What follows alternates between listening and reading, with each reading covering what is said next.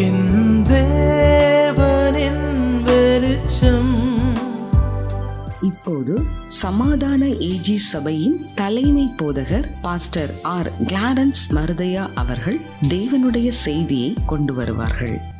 கிறிஸ்துவுக்கள் அன்பானவர்களே, இந்த நாளிலேயும் இந்த ஊடகத்தின் மூலமாக இவர்களை சந்திப்பதில் மகிழ்ச்சி அடைகிறேன். இந்த நாளிலே ஆண்டவர் நமக்கு தரக்கூடிய வார்த்தை என்னவென்றால், யோவானின் சுவிசேஷம் 10ஆம் அதிகாரம் 10ஆம் வசனம். திருடன் திருடவும் கொல்லவும் அழிக்கவும் வருகிறான், நானோ அவைகளுக்கு ஜீவன் உண்டாயிருக்கவும் அந்த ஜீவன் பரிபூர்ணப்படவும் வந்தேன் என்று ஆண்டவர் இயேசு சொன்னார். நானே என்றால் அவரால் எல்லாமே வேறே இல்லை. ஆகவே தான் ஆண்டவர் இயேசு சொன்னார், நானே உயிர்த்தெழுதலும் நானே ஜீவனுமாக இருக்கிறேன், என்னை விசுவாசிக்கிறவன் மரித்தாலும் பிழைப்பான் என்று சொன்னார்.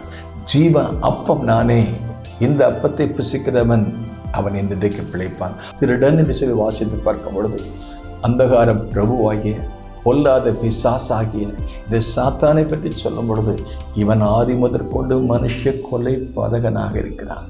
இவன் திருடுகிற வேலை எதை திருடுகிறான்? தேவனுடைய அன்பை நம்ம விட்டு திருடுகிறான், அவரோடு உள்ள உறவை நம்ம விட்டு திருடுகிறான், அவரோடு உள்ள ஐக்கியத்தை நம்ம விட்டு திருடுகிறான், அவரோடு உள்ள சமாதானத்தையும் அவன் திருடி கொண்டு போய் விடுகிறான். எப்படி ஆதி காலம் முதற்கொண்டு அவருடைய வாழ்க்கை நீங்கள் கவனித்து பார்த்தால், ஆதாம் ஏவாளோடு கர்த்தர் நல்ல உறவு வைத்திருந்தார், நல்ல அன்பு வைத்திருந்தார், நல்ல ஐக்கியம் வைத்திருந்தார், அவரோடு கூட தேவனோடு கூட நடக்கிற ஒரு மேலான வாக்கியத்தை கர்த்தர் கொடுத்தார். அந்த அன்பை திருடினான், அந்த ஐக்கியத்தை திருடினான், அந்த சமாதானத்தை திருடினான், அந்த சந்தோஷத்தை திருடினான், தெய்வ பிரசன்னத்தை திருடி விட்டான். அவர்களுக்குள்ளே சந்தேகத்தை ஒன்று பண்ண பொழுது இந்த மனுஷ கொலை பாதகன் தேவனை விட்டு விலக செய்து அவருடைய ஆன்மீகத்திலே கொலை செய்தான். ஆதாம் ஏவாளுடைய வம்சத்தின் அந்த முதல் குடும்பம் காயின் ஆபேல், அவர்களையும் அவன் விடவில்லை. அவர்களுக்குள்ளே சந்தேகத்தை கொண்டு வந்தான், பகைமையை கொண்டு வந்தான், முகநாடி வேறுபட்டதை, அவர்களுக்குள்ள கசப்பை விதைத்தான், விரோதங்களை விதைத்தான், பகைமையை விதைத்தான். கடைசியில் காயின் ஆபேலை கொலை செய்தான். ஒரு கொலைகார குடும்பமாக மாறிவிட்டதே. காரணம் என்னென்ன? திருடன் திருடவும் கொல்லவும் அழிக்கவும் வருகிறான், ஆனால் நானும் ஜீவன் உண்டாயிருக்கும். மரித்து போன மனிதனுக்கு பகைமையில உறவிலே மரித்து போனவர்கள், அன்பிலே மரித்து போனவர்கள், ஐக்கியத்திலே மரித்து போனவர்கள் தேவனுக்குள்ளாக வேதம் சொல்கிற எபேசியர் 2ஆம் அதிகாரம் வாசித்து பார்க்கும் பொழுது, அக்கிரமத்தினாலும் பாவத்தினாலும் மரித்து போன நம்மை அவர் உயிர்ப்பித்தார். நம்மை புதுப்பிக்கிறவர், உயிர்ப்பிக்கிறவர், வாழ்வு கொடுக்கிறவர், நமக்கு வழிகளை காட்டுகிறவர். ஜீவன் உண்டாயிருக்கும்.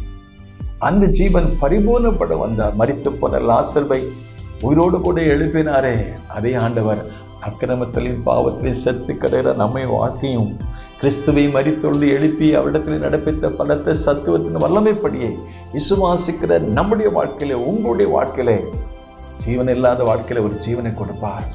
சுகவீனமாக இருக்கிற வாழ்க்கை ஒரு சுகத்தை கொடுப்பார். சமாதானம் இல்லாத வாழ்க்கை ஒரு சமாதானத்தை கொடுப்பார். தேவனோடு உள்ள உறவை மீண்டும் புதுப்பிப்பதற்கு எந்த நிலைமையில் நாம் இருந்தோம், இன்றைக்கு எந்த நிலைமையில் இருக்கிறோம் என்பதை ஆண்டவர் நமக்கு சுட்டி காட்டி அவர் நம்மை இழுத்து கொள்ளும்படி அவருடைய பாதத்தில் நெருங்கி வருவோம்.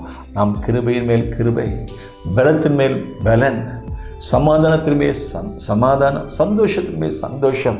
இந்த உலகத்தில் ஜீவனை கொடுக்க வந்தாரே, அவரது ஜீவனை பெற்று இந்த பரிசுத்தருக்காக வாழ இந்த கிறிஸ்துமஸ் நாட்களில் ஆண்டவரே, நான் இன்னும் அதிகமாக உண்மை அறியணும். அவருடைய நோக்கம் என்னவென்றால், எப்படியாலும் அவரையும் அறிகிற அறிவின் மேன்மைக்காக எல்லாவற்றையும் அற்பமும் குப்பையும் ஆண்டுகிறேன். பேரளவில் கிறிஸ்துமஸை கொண்டாடுவதை விட அவரை அறிந்து, அவருடைய பாடுகளை அறிந்து, அவருடைய வருகையின் நோக்கத்தை அறிந்து நாமும் அவரை பின்பற்றுவோம், அவருக்காக வாழ்வோம், அவருக்காக சாட்சியேற்போம். கர்த்தர் நம்மை ஆசீர்வதிப்பார். May God bless you. தேவனின் வெளிச்சம் என்னை ரட்சிப்பவரும்